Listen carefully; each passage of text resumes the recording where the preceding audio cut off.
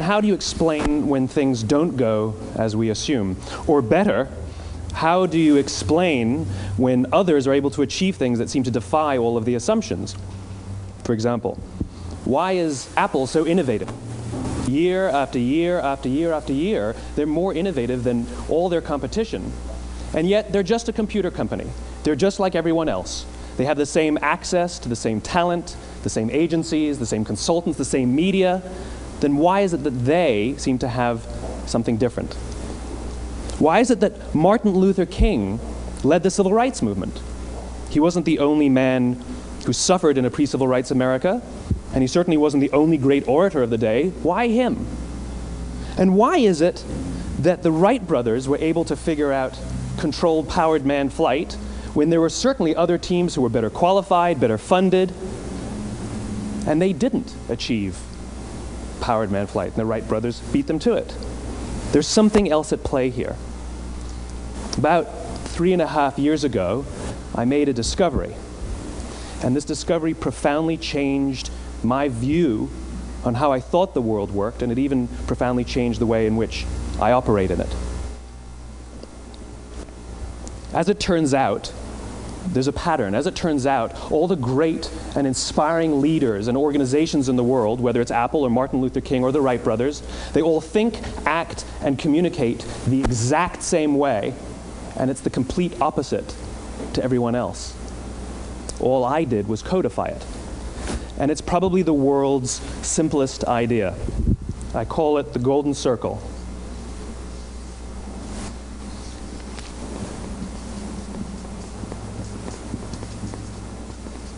Why, how, what? This little idea explains why some organizations and some leaders are able to inspire where others aren't. Let me define the terms really quickly. Every single person, every single organization on the planet knows what they do, 100%. Some know how they do it, whether you call it your differentiating value proposition or your proprietary process or your USP. But very, very few people or organizations know why they do what they do. And by why, I don't mean to make a profit. That's a result. It's always a result. By why, I mean what's your purpose? What's your cause? What's your belief? Why does your organization exist? Why do you get out of bed in the morning? And why should anyone care? Well, as a result, the way we think, the way we act, the way we communicate is from the outside in. It's obvious. We go from the clearest thing to the fuzziest thing. But the inspired leaders and the inspired organizations, regardless of their size, regardless of their industry, all think, act, and communicate from the inside out. Let me give you an example. I use Apple because they're easy to understand and everybody gets it. If Apple were like everyone else, a marketing message from them might sound like this. We make great computers. They're beautifully designed, simple to use, and user-friendly. Want to buy one? Meh. And that's how most of us communicate. That's how most marketing is done, that's how most sales is done, and that's how most of us communicate interpersonally. We say what we do, we say how we're different or how we're better, and we expect some sort of behavior, a purchase, a vote, something like that. Here's our new law firm. We have the best lawyers with the biggest clients. We have, we always perform for our clients, do business with us. Here's our new car. It gets great gas mileage. It has, leather seats. Buy our car. But it's uninspiring. Here's how Apple actually communicates. Everything we do, we believe in challenging the status quo. We believe in thinking differently. The way we challenge the status quo is by making our products beautifully designed, simple to use, and user-friendly. We just happen to make great computers. Want to buy one? Totally different, right? You're ready to buy a computer from me. All I did was reverse the order of the information. What it proves to us is that people don't buy what you do, people buy why you do it. People don't buy what you do, they buy why you do it. This explains why every single person in this room is perfectly comfortable buying a computer from Apple. But we're also perfectly comfortable buying an MP3 player from Apple, or a phone from Apple, or a DVR from Apple. But as I said before, Apple's just a computer company. There's nothing that distinguishes them structurally from any of their competitors. Their competitors are all equally qualified to make all of these products. In fact, they tried. A few years ago, Gateway came out with flat screen TVs. They're eminently qualified to make flat screen TVs. They've been making flat screen monitors for years. Nobody bought one.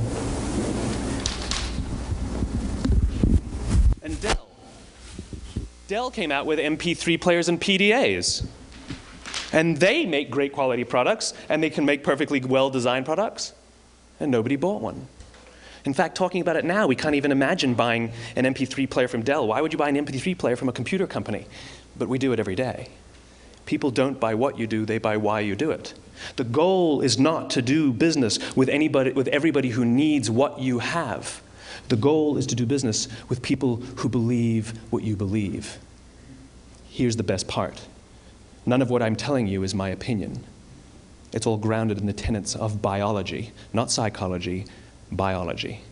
If you look at a cross-section of the human brain, looking from the top down, what you see is the human brain is actually broken into three major components that correlate perfectly with the golden circle. Our newest brain, our Homo sapien brain, our neocortex, corresponds with the what level. The neocortex is responsible for all of our rational and analytical thought and language. The middle two sections make up our limbic brains, and our limbic brains are responsible for all of our feelings, like trust and loyalty. It's also responsible for all human behavior, all decision-making, and it has no capacity for language. In other words, when we communicate from the outside in, yes, people can understand vast amounts of complicated information like features and benefits and facts and figures. It just doesn't drive behavior. When we communicate from the inside out, we're talking directly to the part of the brain that controls behavior, and then we allow people to rationalize it with the tangible things we say and do. This is where gut decisions come from. You know, sometimes you can give somebody all the facts and your figures, and they say, I know what all the facts and details say, but it just doesn't feel right. Why would we use that verb? It doesn't feel right. Because the part of the brain that controls decision-making doesn't control language. And the best we can muster up is, I don't know, it just doesn't feel right. Or sometimes you say you're leading with your heart or you're leading with your soul. Well, I hate to break it to you, those aren't other body parts controlling your behavior. It's all happening here in your limbic brain, the part of the brain that controls decision-making and not language. But if you don't know why you do what you do, and people respond to why you do what you do, then how will you ever get people to vote for you or buy something from you, or more importantly, be loyal and want to be a part of what it is that you do? Again, the goal is not just to sell people who need what you have. The goal is to sell to people who believe what you believe. The goal is not just to hire people who need a job. It's to hire people who believe what you believe. I always say that, you know, if you hire people just because they can do a job, they'll work for your money. But if you hire people who believe what you believe, they work for you with blood and sweat and tears. And nowhere else is there a better example of this than with the Wright brothers. Most people don't know about Samuel Pierpont Langley. And back in the early 20th century, the pursuit of powered man flight was like the dot-com of the day. Everybody was trying it. And Samuel Pierpont Langley had what we assume to be the recipe for success.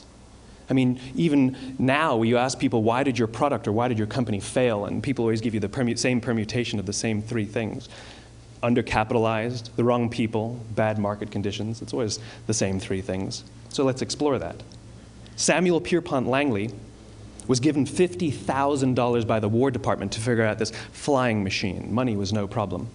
He held a seat at Harvard and worked at the Smithsonian and was extremely well connected. He knew all the big minds of the day. He hired the best minds money could find, and the market conditions were fantastic. The New York Times followed him around everywhere, and everyone was rooting for Langley. And how come we've never heard of Samuel Pierpont Langley? A few hundred miles away in Dayton, Ohio, Orville and Wilbur Wright. They had none of what we consider to be the recipe for success. They had no money. They paid for their dream with the proceeds from their bicycle shop. Not a single person on the Wright brothers' team had a college education, not even Orville or Wilbur. And the New York Times followed them around nowhere. The difference was Orville and Wilbur were driven by a cause, by a purpose, by a belief. They believed that if they could figure out this flying machine, it'll change the course of the world. Samuel Pierpont Langley was different. He wanted to be rich, and he wanted to be famous. He was in pursuit of the result. He was in pursuit of the riches. And lo and behold, look what happened. The people who believed in the Wright brothers' dream worked with them with blood and sweat and tears. The others just worked for the paycheck. And they tell stories of how every time the Wright brothers went out, they would have to take 5 sets of parts because that's how many times they would crash before they came in for supper. And eventually, on December 17th, 1903, the Wright brothers took flight. And no one was there to even experience it. We found out about it a few days later.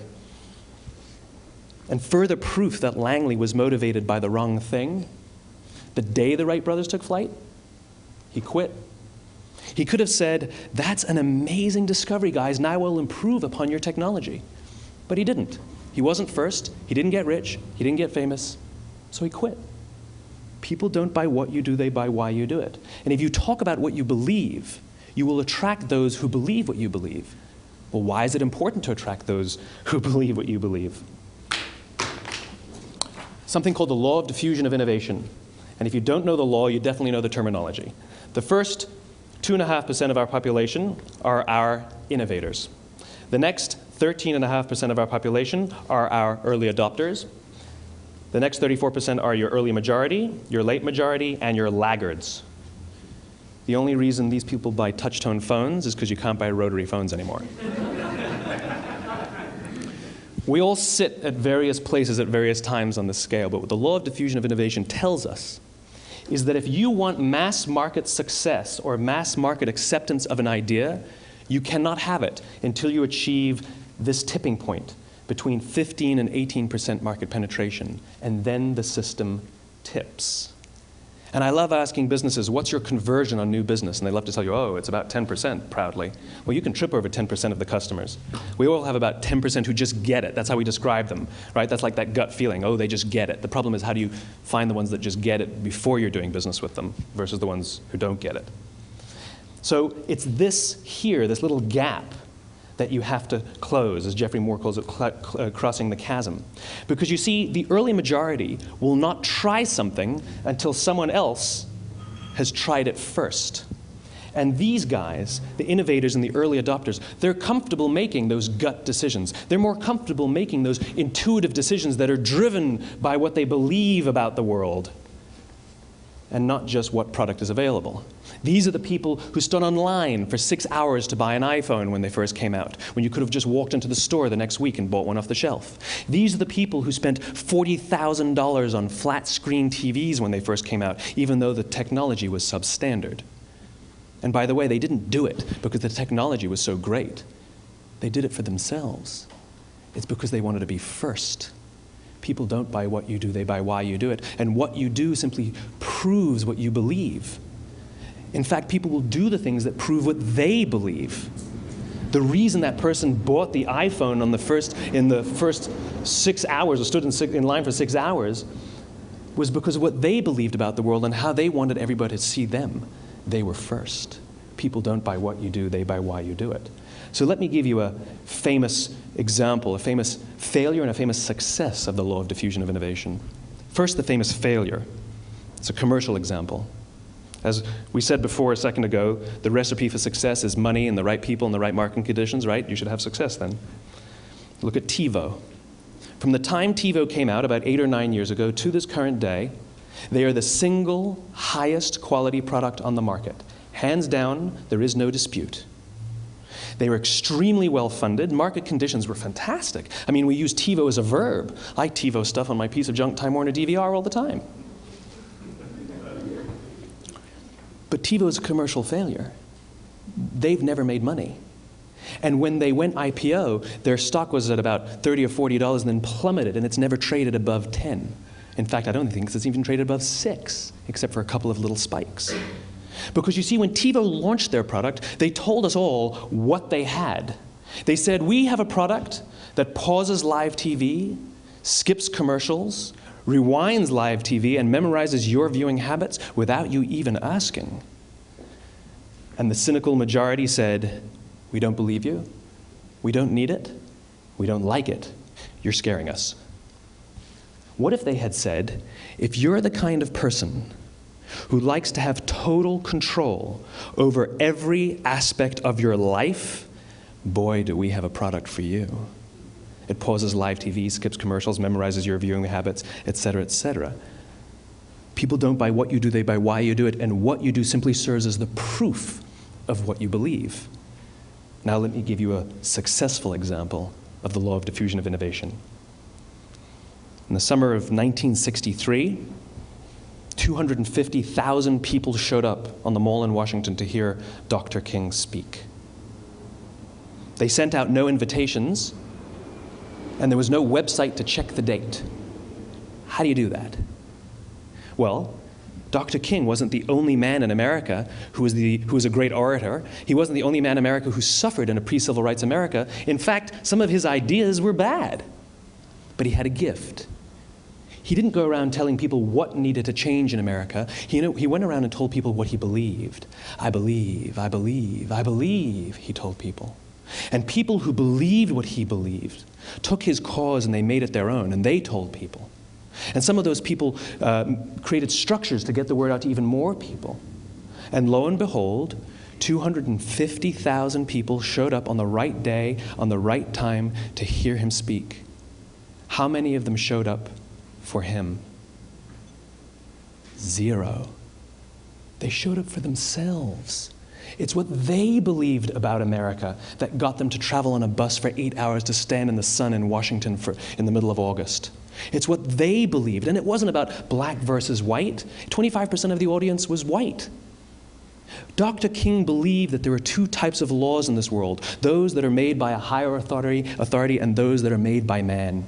And not until all the laws that are made by man are consistent with the laws that are made by the higher authority will we live in a just world. It just so happens that the civil rights movement was the perfect thing to help him bring his cause to life. We followed him not for him, but for ourselves. And by the way, he gave the I have a dream speech, not the I have a plan speech. Listen to politicians now with their comprehensive 12-point plans. They're not inspiring anybody. Because there are leaders and there are those who lead. Leaders hold a position of power or authority, but those who lead inspire us. Whether they're individuals or organizations, we follow those who lead not because we have to, but because we want to. We follow those who lead not for them, but for ourselves. And it's those who start with why that have the ability to inspire those around them or find others who inspire them. Thank you very much.